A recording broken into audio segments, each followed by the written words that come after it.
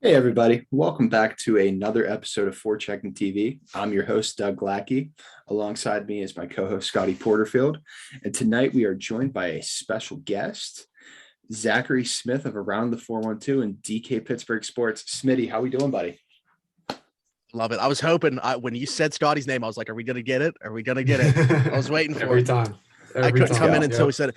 Thanks for having me on, boys. I love being on here. Appreciate you having me back on. Yeah, man, definitely. We're hyped to have you on because we always have great conversations. I feel like we have a good chemistry together and, let's get rolling. So to start off, the team chemistry has not been disrupted. May have been disrupted Speaking of in chemistry, my bank account as I hit like $300 on Malkin the other night. But for that first game back after like 8 months, he looks unbelievable. Like so much to the point that it's like, okay, like let's get this team healthy. Let's get them all out of the protocol and see what we're cooking with. Obviously, we're all probably going to say at some point in the episode, backup goalie. But outside of that, I'm ready to just go all in and ride, I hate that. Like I'm sitting here, I like want to jump out of my chair because, like you said, it's like besides a backup goaltender, what does this team need right now? I mean, we know we're all like as Penguin fans, we know this team's never going to be fully healthy. But this team, and I had this conversation actually with Jesse Marshall earlier in the week. He's telling me, and he's kind of convinced me of it. This team is deeper than the teams that won back-to-back cups. Just from a depth standpoint, are they necessarily better? No, but just from a depth standpoint, they are as deep, if not deeper, than those two teams that won back-to-back cups. I mean, when you think about guys that aren't going to be dressing, right, when you actually have your full complement of players back, if you're able to turn to guys like a Drew O'Connor that might not be in the lineup, like a Brian Boyle, who actually, I got to give him some credit, has actually been a serviceable player. I didn't foresee that happening. Like Dom Simone's not going to be in the lineup. But these are guys that we could potentially need, especially with, we know the Penguins injury history with COVID now playing such a large role. These are guys we need as many bodies as we can. And they're just a quality team top to bottom with Gino coming back. What an exciting night that was. It kind of sucks that his first 4 games, they were all on the West Coast, 10 o'clock or later, especially for us East Coast boys staying up late to watch these games. But it's exciting times right now to be a Pens fan, man, because like with what he brings to this team on the power play, especially, I know people will like say this doesn't matter, like historical context. What have you done for me lately? Historically, the Pens power play, 17% without Evgeni Malkin in the lineup, 21% with him in the lineup. That number speaks for itself to me. That's how much better he makes this team on the power play. And that's been, to me, we talked about the backup goaltending. That's problem 1. Problem 2 has been this team's power play. So if he can improve that in any way, this team's ready to roll. Definitely, and the most exciting part about it is, you have Malkin back on the power play with this current version of Jake Gensel. Yes. Jake is getting in the paint and getting in the dirty areas like people thought he couldn't before. Literally just last playoffs, there was a conversation. Yeah, he proved everybody wrong and was crushing it. Scotty, what do you think? I mean, yeah, this team's firing on all cylinders right now. Obviously, he's missing. Obviously, we can beat the backup goalie situation to a dead horse. But, I mean, right now, having Evgeni Malkin back makes that team 10 times better. And it just showed he hasn't missed a beat. The team chemistry hasn't been messed with at all. And I kind of want to bring up like an idea, or just not even an idea, I guess, but something that I saw, I guess, on Twitter, because obviously it kind of grabbed my attention. Gino and Carter look pretty good together in Anaheim. Now, maybe this is just a good – now, maybe the West Coast road trip's a good thing to gauge on as to whether or not they're a good pairing together, and maybe they can make it work with Kapanen. But how would we feel about, instead of having Erod play on the left wing with Gino and Kapanen, let Carter play there, let Rodriguez center his own line? Because whenever he was playing on that second line, he was doing pretty good for himself. You know what I mean? Like, yeah.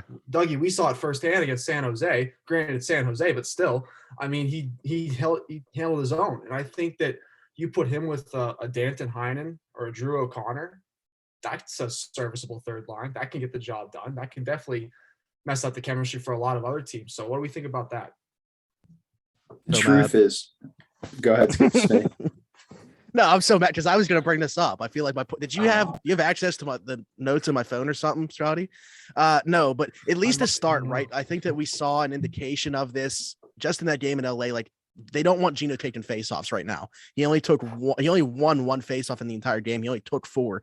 Jeff Carter was taking those. So it makes sense to have a center on one of his 2 wings. That's Carter right now. And if that chemistry continues, I don't see them wanting to change that. Carter was a guy that was playing left wing in LA before he came to Pittsburgh. They actually moved him back to center upon that trade. So it's not like it's an unnatural spot for Carter to be in. It kind of changes his mentality, I think, a little bit too, especially once Gino is able to like be at full speed, can take on more of a defensive. I know people might laugh at that because everybody wants to like the narrative is Gino doesn't want to play defense. And then Kapanen being on that right wing, it's crazy that's more of a question to me is how does Kapanen fit in with these other 2? Because he kind of looked like, I don't want to say a miscast in that game, but I don't know if you guys know, I'm really like picking the nitty gritty here because of how good that line looked overall. But there was a situation where they had an odd man rush up the ice and Kapanen just completely stalls it by stopping at the blue line. I just think that he has trouble picking up on how to support Malkin carrying the puck.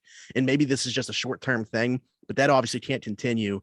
I love the idea though, honestly, because in my mind, and this is before Carter came out yesterday and said about wanting to play a couple more years. In my mind, I was re-signing Evan Rodriguez with the idea that he was going to be the 3rd line center next year, assuming Carter wasn't going to be on the roster. So I have no qualms at all about Evan Rodriguez taking over his own line as a center. Yeah, I really like it. I think if you put Rodriguez at center with either one of Zucker and O'Connor and Danton Heinen on that right side, like that's as close as you're going to get to unlocking the HBK line, man. Like, I really think that it can be that deadly. And also part of me starts to wonder, I know we all talk about what great chemistry the Kasperi Kapanen has with Malkin, but one of the best lines of 5v5 this year is Zucker, Rodriguez, and Kapanen. So like, why not, if you need to throw Danton Heinen up there, throw Danton Heinen up there and see what happens with Malkin. Yeah, that's not a bad idea either. I think that everybody's just kind of assuming when healthy, we see Sid, Jake, and Rust, and then Bluder, Aston, Reese, and McGinn. So it's really, how do those other 6 spots, work out? And I don't dislike either one of those options, to be quite honest with you. I think that Danton Heinen gives you enough of a defensive presence, especially that if you want to flip him and Kapanen and have Heinen play up with Gino, then that can maybe ease some of those burdens that people are talking about, or ease the mind of those people that think that a Gino, Carter, whoever line isn't going to bring enough defense. If you put a guy like Danton Heinen up with those 2. Definitely. And like, we all need to keep in mind, and I said this last week when we did our show, Danton Heinen was originally signed to be a defensive specialist. Like, I really believe that contract was put pen to paper with the assumption he was going to play where Brock McGinn plays right now on that Bluegrass and Reese line. But he got the plus finishing ability back from when he was in Boston, and it's he's just been lighting the world on fire in a sense from here from like time to time. So I think even with Brock McGinn, like I've liked what I've seen from him as well. I think he's a huge reason why. Not just obviously the turnaround in that for Tristan Jarry's the biggest reason, because he's got to be the best penalty killer. But you look at what that penalty kill has done this year. I don't think it's just that. I think that it's the addition of a guy like Brock McGinn, who in my opinion has been one of their 2 best penalty killing forwards.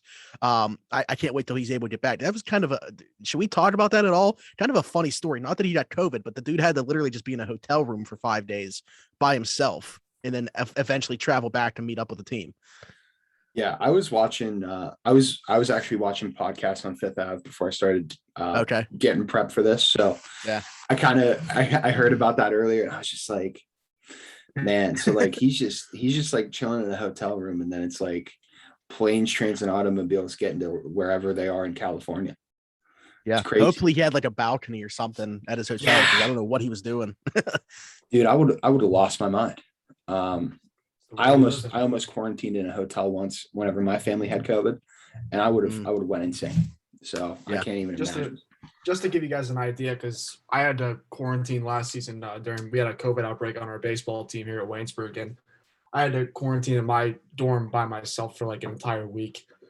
I mean, it does eventually take a toll on you. Granted, McGinn's probably staying in a nicer place than I was right here in Waynesburg, but yeah, just you're surrounded by the same four walls the entire time, and there isn't much to do. Yeah, like you said, Smitty, hopefully you did have a balcony because at least have something to look Yeah, out just some at. fresh air or something. And I can't think Yeah. about I obviously he wasn't charged the bill, but think about like the bill too, like the extra days he had to stay there, then all the food that he would have had to get, whether that be like getting like DoorDash or just from the hotel food service, like crazy.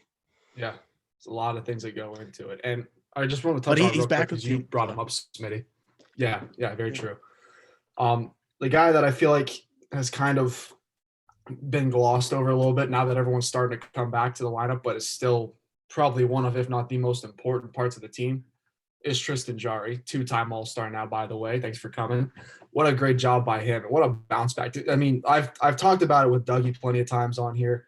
The guy was honestly a trade target this summer.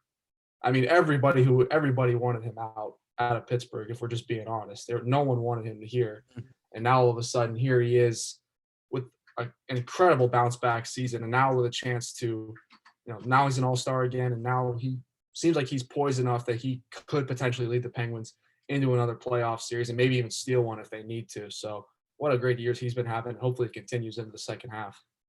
Yeah. So the thing with him, right, is he's not going to be able to answer the big question that people have about him until the playoffs start and we see what he looks like in the playoffs. But yeah, just like the mental state that he has, like the mental toughness to bounce back the way that he has when all he heard all offseason was the Penguins need to get a goaltender and they'll be good. Like everybody believed in pretty much the rest of the roster except for the goaltender, and to bounce back and be the strongest part really of the team. Like where would we be without the way that Tristan Jarry played at the beginning of the year? Think about when this team was struggling to score goals, right? Like the chances were up, but they weren't scoring a ton of goals, crazy number expected goals, but no goals on the score sheet to show for it. And we were losing these games 1-0, 2-1 in overtime, but he was stealing a point. He was keeping them afloat. I have no idea where the Penguins are right now if they didn't get this exact version of Tristan Jarry. We lost a lot of games in the shootout just because Jarry was able to push it to that point. I think that was, like you said, Smitty, it comes down to stealing a point or two in some cases. I mean, yeah, like you said, there were a lot of times there where the Penguins weren't finding the net, and Tristan Jarry was keeping them in games, even winning a couple of them for them at the same time. So, yeah, power to him. He's definitely been I'd say the main reason why the team is in the position they're in. Because if we're being honest, if he's playing the way he did back in April and May, they're not a playoff team right now. They're not in the position they're in, and who knows what's happening with the team at this point. So good for job by him keeping the team afloat when he did, because now that you're starting to get all the top dogs and the big guns back, the Penguins are ready to roll. Yeah, and that's all like we said, like with how we don't know how he's going to be able to answer the bell till playoffs. That's why I'm so hell-bent on them getting a backup goalie like ASAP. Absolutely. Because the last thing I want is like the early career Fleury or like the Toronto Frederik Andersen type thing happen where he's playing like 55 to 60 games a year. And then he's so gassed by the time the playoffs start that he can't get them to where they need to be. I mean, the fact that Chris Letang said in an interview last week that he thought last year's team can do it, but they weren't able to get the elements that they needed, obviously definitely a goaltending, I didn't think that team had any chance in the world of making it out of like the second round. So like, imagine what Letang thinks about this team now. Imagine what he's going to think when they're fully healthy and rocking and rolling, because like, we're not talking about just any regular Chris Letang. We're talking about a Chris Letang that might be playing some of the best, most polished, consistent hockey of his life. Like he's on pace for like 75 points this year. That's Norris Trophy caliber. Despite only 6 goals. yeah, despite only 6 goals, but that's Norris Trophy caliber. Yeah. If Adam Fox and Cale Makar don't exist, Cale Makar is ridiculous. Dude, Cale Makar might honestly be one of the top 3 best players in hockey. in terms of talent. Let's- Like it's Okay, absurd. let's get into That's that. also a- BS what came out of Philly, though. Oh, 100%. Yeah, did you see that? Yeah, about Bobby Clark just ripping Hextall. Because the player in mind he was actually talking about wasn't Cale Makar. It would have been Miro Heiskanen. And that makes a little bit more sense, but it's like, who in the world didn't think that Nolan Patrick was like one of the top 2 picks in that draft? Like, Dude, he was consensus. Yeah, and if he's healthy and stayed healthy, he could have probably been like this generation's version of like Eric Lindros if everything worked out for him properly. Like I think they took him with that thought process in mind. Yeah. You know? I don't know. It just rubbed me the wrong way for him to come out and say that. You know, I think it's sour grapes on his part. You know, the fact that Hextall's now in Pittsburgh and doing what he's doing. I don't believe that for a second. I think hindsight's 2020 and they can look at it now and say, oh, we made the wrong pick. Well, you know, obviously, but I don't think that anybody in that room thought it was a bad pick at the time. Yeah. Bobby Clark once almost got my dad and my cousin thrown out of a suite in the 2008 playoffs, but that's a story for another day. What in the world? All right. Yeah, Yeah. I need to hear that story Yeah, on another day then. I'll tell you. I'll tell you at some point. It's I want to actually take a step back because the name that we just brought up recently as it pertains to the Penguins was Chris Letang, and talking about him playing maybe his best hockey. I think I've definitely seen him play, I'll say better hockey. Like I've seen his high be higher than what it is right now. I think the best hockey I watched him play was probably in that first of the back-to-backs, especially in that series against San Jose. He just completely shut them down. Also had a point on all 4 of the game-winning goals in each Penguins win. I mean, he was just unreal in that series, on another planet.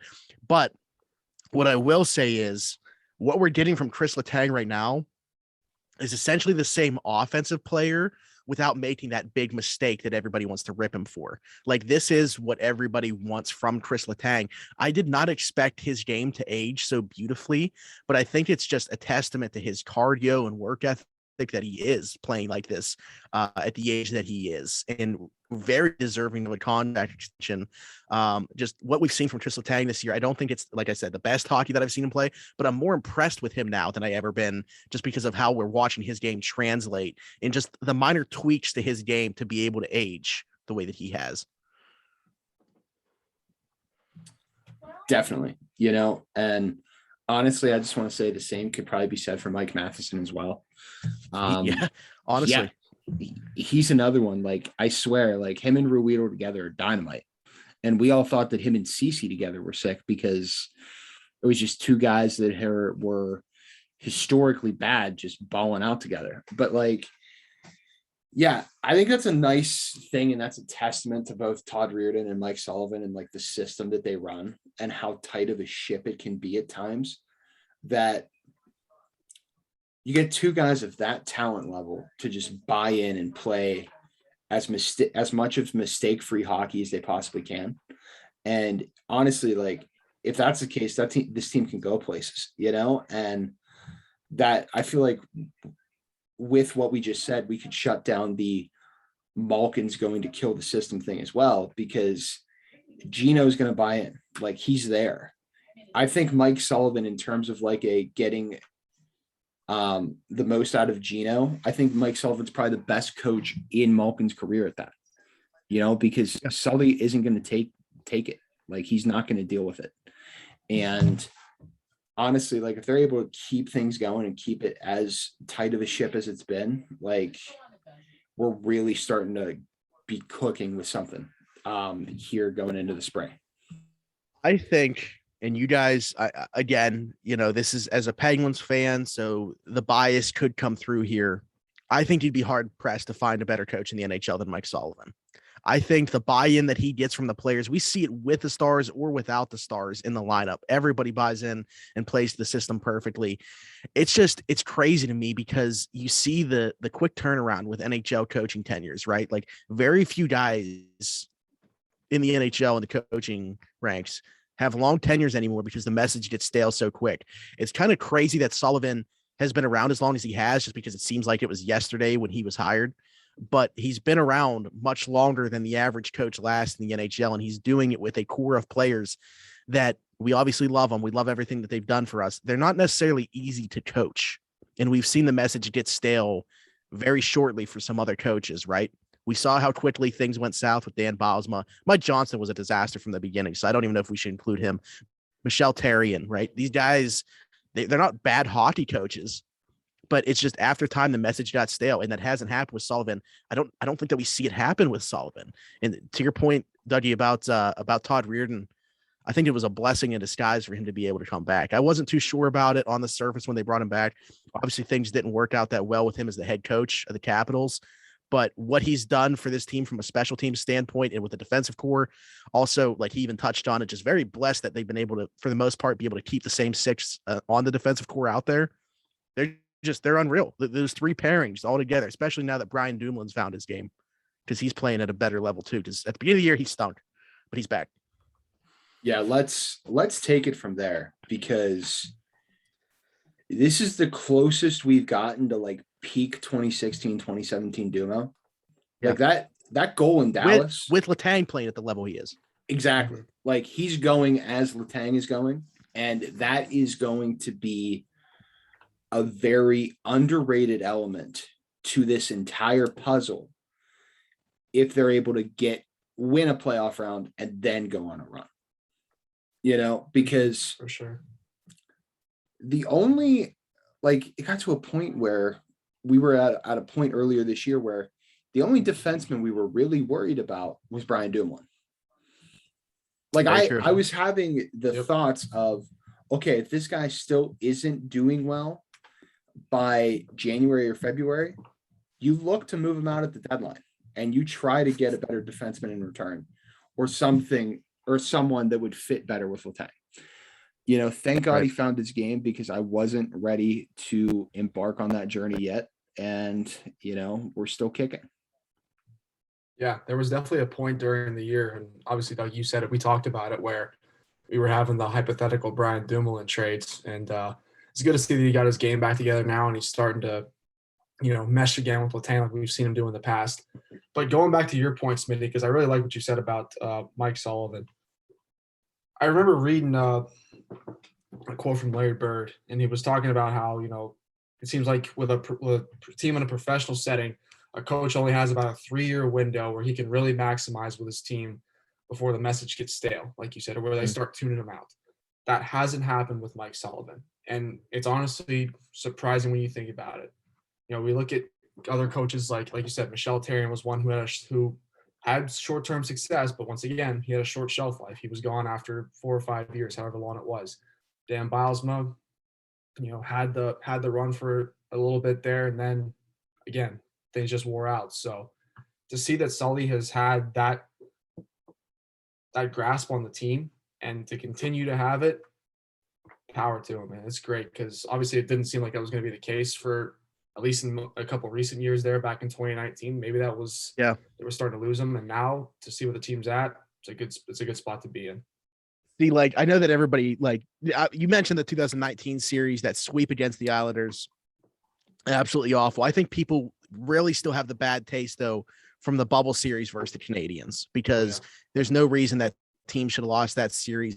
Jesse and I were actually talking about this, and the biggest thing with that series is, Sullivan completely got away from his system. He essentially handed the keys to the star players, which, I mean, he defers to them a lot. I think that's why they like playing for him. He's not a player's coach. He's definitely a disciplinarian, but he lets the shooters shoot, and he lets guys play the style of hockey they like. In that series, though, he did it in a way that he shouldn't have. Essentially, like Jesse was talking about this, he was like, listen, if the Canadians are to sit back, Gino, take the puck from our own end and just carry it yourself all the way down the ice. And they had way too many odd man rushes against them because of plays like that.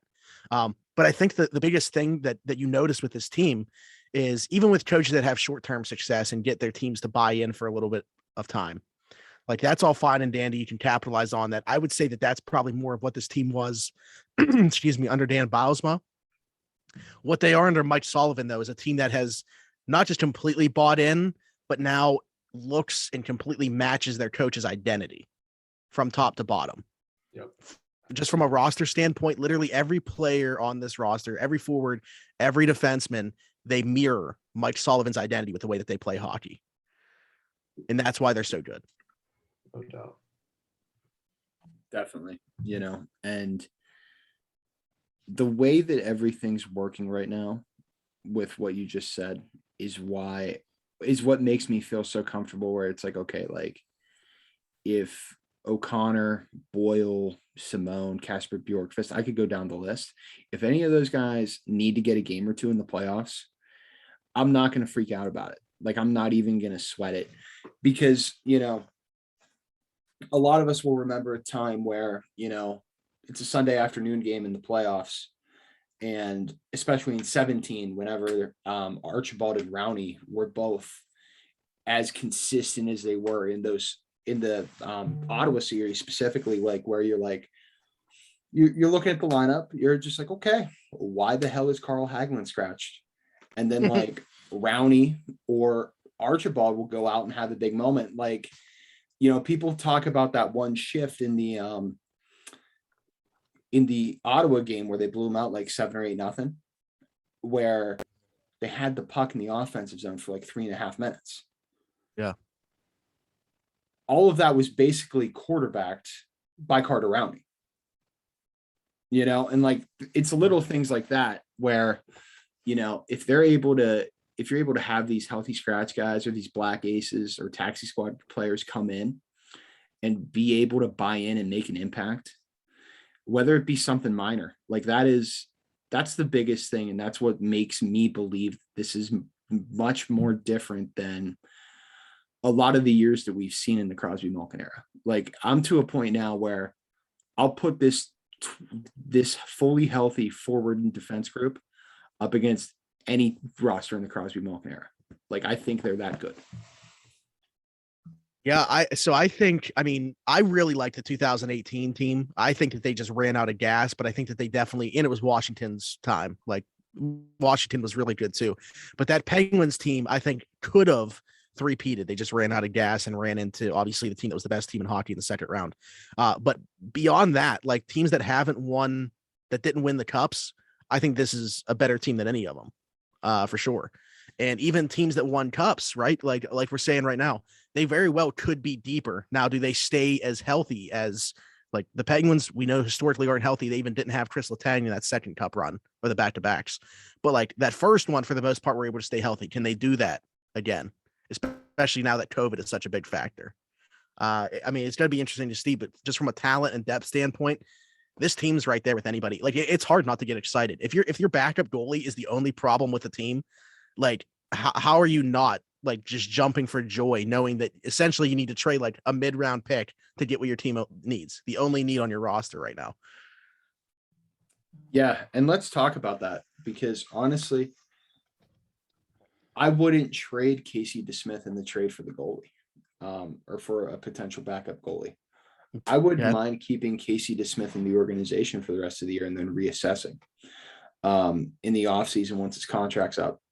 Because I've thought about it from this standpoint, like, if Jari's comfortable with DeSmith and likes having him there, it might not even be worth rocking the boat to the point where you trade the guy. Maybe you use like a 3rd or a 4th round pick and bring in like a Braden Holtby or Yaroslav Halak, and you just put DeSmith down on the taxi squad. My biggest pipe dream. Halak's the one I keep thinking about.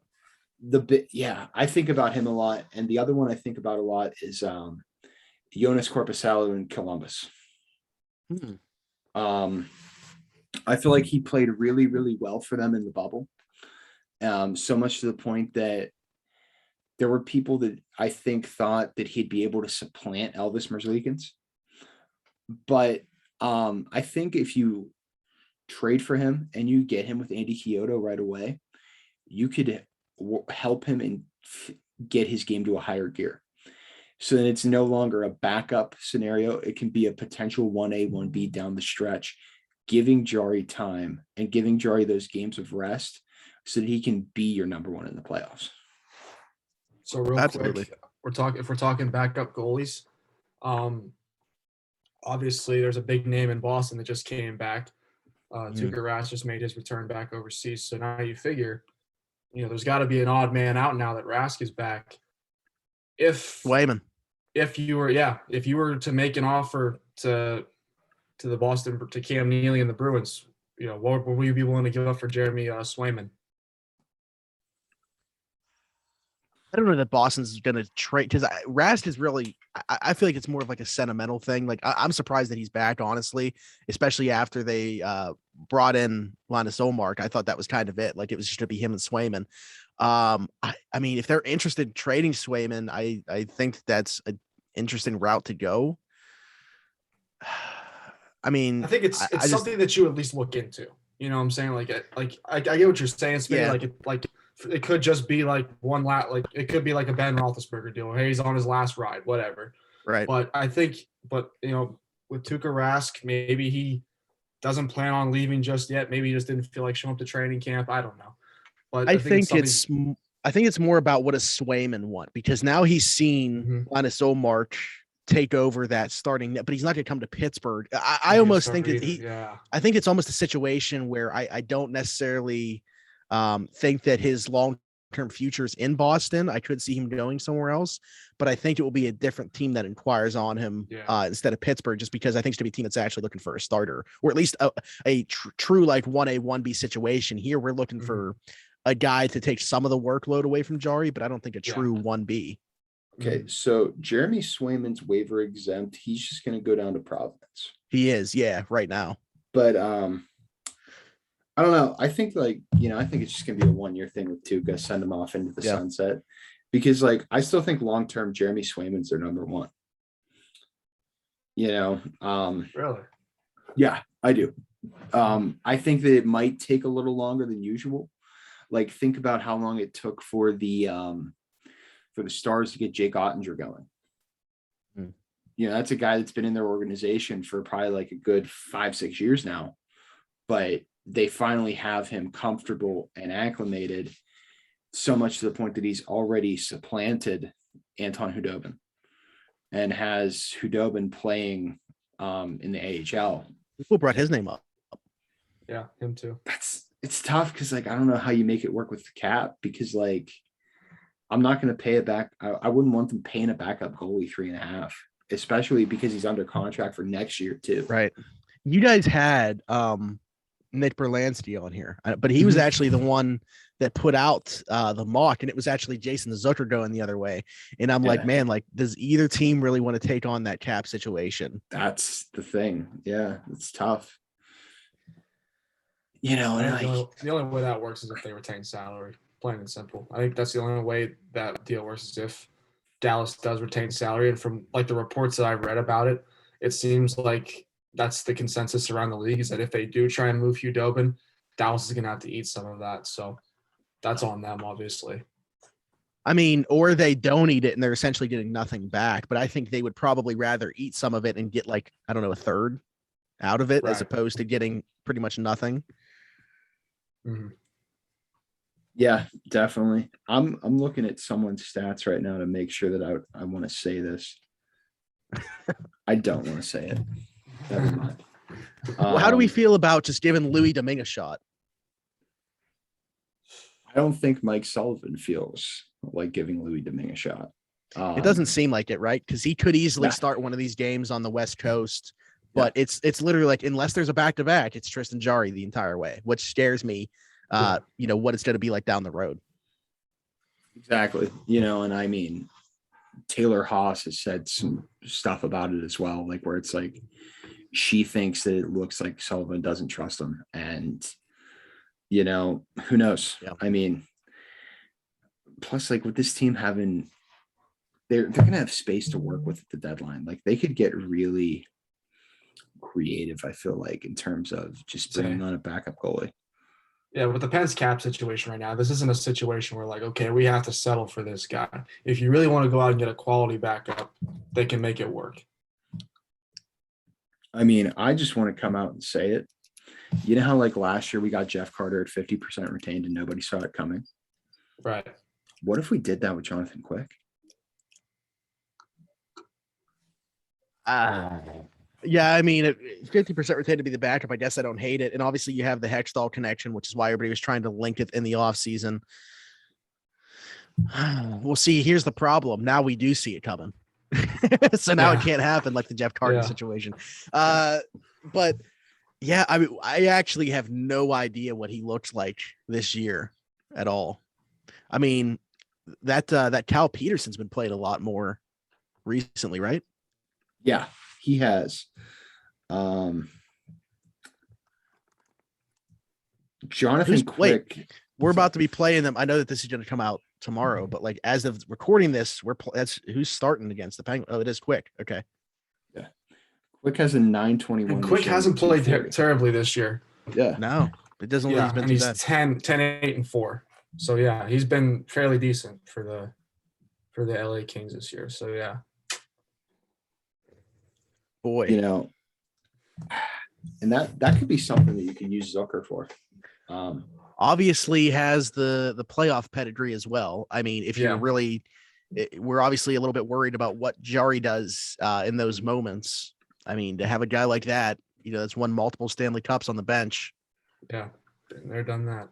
Yeah, I mean, you can make the case for it for sure. Mm-hmm.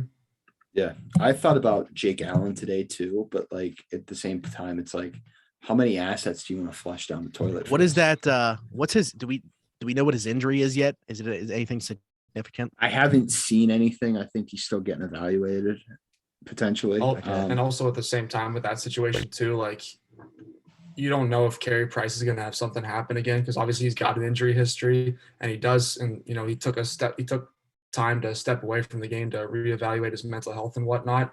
Things like that can happen at any moment. And, I think with Montreal, you can't take that gamble of obviously your team's, probably, given up this year, obviously, because they're not doing anything productive. But at the same time, I don't think you want to completely just disregard Jake Allen. You do need some bright spot on the roster, and I think he could be one, at least between the pipes. So I don't know if that one would be I have no clue at least on Montreal's end. I have no clue who their current backup is, and he'd obviously be the starter if they were to move Jake Allen. So I don't know. They've been splitting it between Caden Primo and Sam Montembeault. Montembeault is the one that was playing. Okay, that's the one that came in. I don't know if you remember him. He was backing up Bobrovsky back whenever the Panthers really didn't have a goalie for a time there. Or no, he was backing up Luongo. Okay. Yeah, he was like their main. Oh wow, going back that long. Yeah, he was like their main backup for Luongo back before Drieger burst onto the scene. Oh wow. Okay. Yeah, so it's been a while for him. But yeah, that's the big thing is like we have no idea how this is going to go. And it's not like Jim Rutherford where he's literally trading his guys through the media. We have no idea what Ron. Yeah, we'd already know what the plan was. Actually, I have no doubt in my mind Rutherford would have either traded Jari or maybe keeps Jari on the roster, but would have gotten a goalie and probably given up way too much for them or spent way too much money on one. Watch you like I just feel like, I mean, we don't know for sure that this would have happened, but I just feel like this team looks so differently with Jim Rutherford at the helm right now. Like Chris Letang probably isn't on the team because that's rumored to be the move that he wanted to make that really led to everything that led to his departure. I 100% believe he trades Brian Rust this past offseason. Mm-hmm. I mean, I just think that we're looking at a very different Penguins team right now if he's still running the ship. Zach Cassian would be playing top line with Sidney Crosby right now and Jake Guentzel. And they'd probably be a lottery team. Honestly, yeah. They're not a playoff team with him, I don't think. Although, speaking of Rutherford, we kind of did bring up this guy's name on the back end, Mike Matheson. I mean, to me, that's like the guy that I look at and circle as somebody that exemplifies how good of a head coach Mike Sullivan is, because I don't know that anybody deploys him in the fashion that Sullivan does to get what he's gotten out of him and make sure that he's not, because we know what the highs are, we know how low the lows are, and the way that he's deployed along with Chad Ruhwedel, who I think never gets enough credit and never has in his Penguins tenure for what he's done. I think that that pairing really exemplifies how good of a head coach Mike Sullivan is. I totally agree. And you see some clips of in the room where he's talking to Matheson. He's like, okay, like, he's like, I know you like to do this, but we need you to do this. And like, Matheson's agreeing with him, and it's like he's like, we know you have the offensive instincts, and if you feel like you're able to take a chance, take it, but don't put the team at risk to do it. Because like last year we saw him doing like Olympic power skating stuff through the freaking offensive zone, like Bobby Orr, and it's like we haven't seen that even once this year. And I think that's important. And the biggest thing that with Mike Sullivan that wouldn't happen on all 31 NHL teams is he's literally handling him with kid gloves. He doesn't put him on the power play hardly ever, unless there's injuries. And we all know that he probably would benefit better from being on the power play, but like, we're not going to destroy John Marino's potential development path to put like a 28, 29-year-old Mike Matheson on the second power play unit that hardly even gets ice time to begin with. Yeah. I think too, like the thing with Matheson is, and someone perfectly described to me before as he is what everybody felt like Chris Letang was, when it comes to playing the irresponsible hockey, where it's like, I'm going to take every possible chance. If it turns out great. If it doesn't, they're probably going the other way on a 3-on-1 or something like that. But that's literally like what Mike Matheson is. At the same time, I don't think that there's anybody else on the roster that has his skating ability and can put himself in a situation that's terrible where he has 3 guys surrounding him and then get out of it as quickly as he does as well. I mean, he's ridiculous. He's a roller coaster. There's no other way to describe it. It's fun to watch, but at the same time, it's nice to see that Mike Sullivan has been able to rein him in a little bit, especially this year. Absolutely. And like the big thing with Matheson and his skating ability is if all else fails and things are clogged up skating through the neutral zone, he can make the zone entry by himself. Yeah, that's what I mean. Like it's just so effortless for him.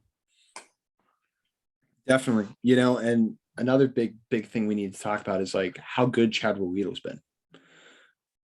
I've seen a lot of discourse on Penguins Twitter and a couple forums saying they feel like they need to upgrade that right-handed defense spot, but like, why? Like what's a Colin Miller going to do for the team and Mike Matheson specifically that Chad Ruhwedel's not already doing? Like, let Ruhwedel do it at making only $750 rather than bringing in a guy that makes a couple million and putting your team's cap situation in a state of mass chaos to the point where you're going to maybe have to trade somebody off of the roster in order to get the guy. Yeah, I just think that those are people that don't think that Ruhwedel brings in a flash. I think that he's like perfect for a third pairing right-handed defenseman. He's just so steady on the back end. He doesn't make that mistake.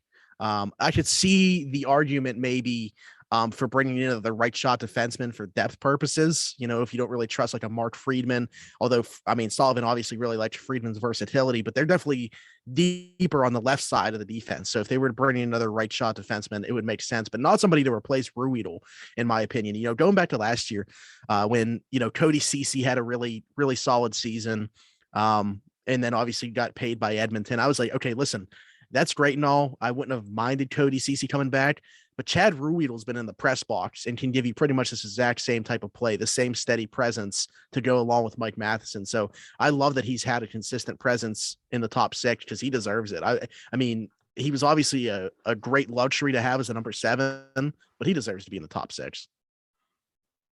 And the big key there, Smitty, is he can give it to you for $4 million cheaper. That's the big key.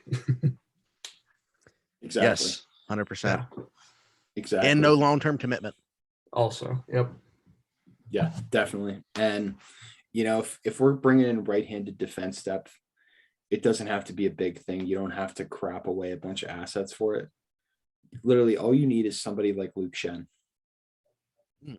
You need that, like, veteran, like you need a Luke Shen, Zach Bogosian type. Basically you need to just find the 2022 version of Ron Hainsey and just let him chill for a couple months. Yeah,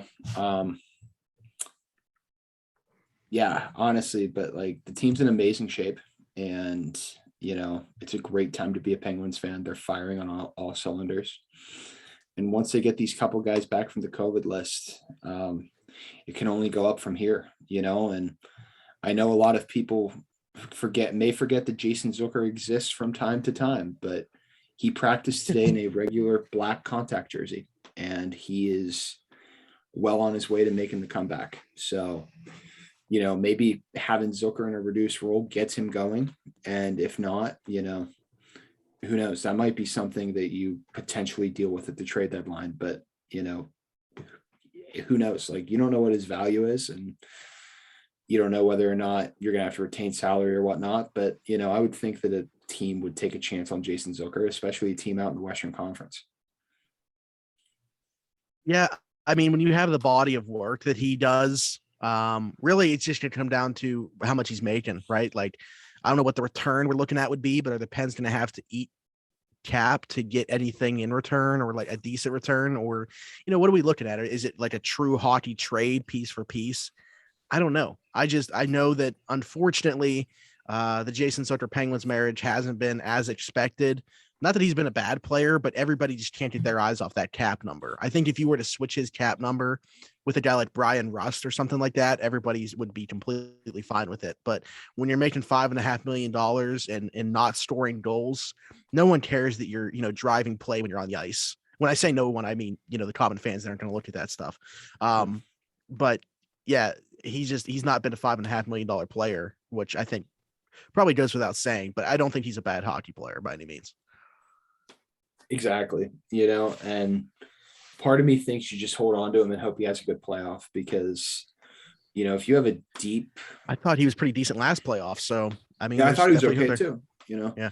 If you have a deep playoff run where you go and win maybe 2 or 3 rounds, that your potential guys that you thought were immovable, that whole situation and that issue could potentially sort itself out. Seriously, yeah. I mean, that's a good point. You win especially if you win a cup, you add that to everybody's resume. Like you throw a Stanley Cup ring on Mike Matheson's finger, and you're immediately getting at least a 2nd round pick for him at the draft. Mm-hmm. All of a sudden, POJ's got a spot. Dude, that's what I want. That's what I need. I need POJ to have a spot. And honestly, like, I'd be fine with Ricola and Ruhwedel being the defense pair, that third pair. Like, I like those two together. They play well together, But yeah, See, that's the thing is, right, I think, not to cut you off, but like with Ricola, I think that his skating ability and the way that we were just talking about, the way that Sullivan and now Reardon as well, joining the staff again, have been able to get what they have out of Mike Matheson.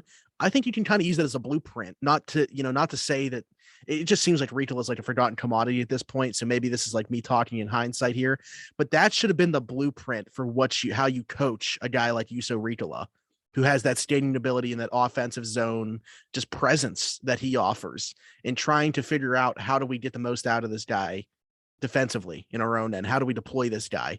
How do we make this guy responsible and make sure he's not taking all these chances? Maybe it's too late for that, but honestly, it just popped in my mind now. Like, that would have been probably the guy to use as the blueprint for how to get the most out of this guy. Yeah, and I think that could be a potential blueprint for P.O. Joseph as well, like maybe next year and beyond, because he does have that ability. He does have that playmaking ability, but he can also be a stay-at-home defenseman if he needs to be, so that's definitely something to look into. But is there anything else you guys have in your head that you want to cover? I don't think so. Good on this end. We got a lot out of this episode. It's like good Penguin talk today.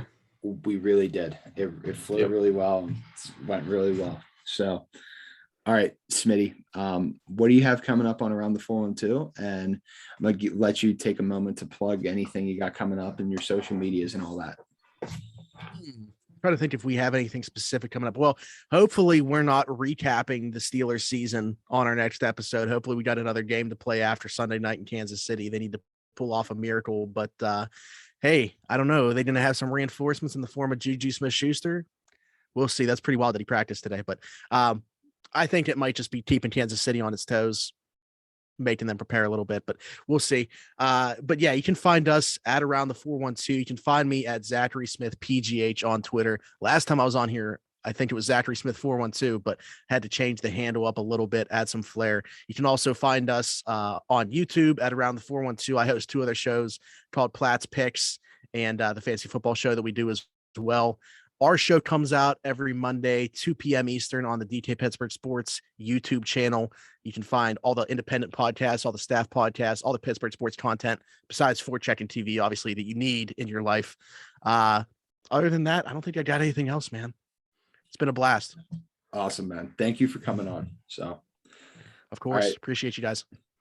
Awesome. All right, guys, this has been another episode of Forechecking TV. Be sure to follow us on Twitter at Forechecking TV and look for us wherever you get your podcast from. All right, guys, good night and go Steelers.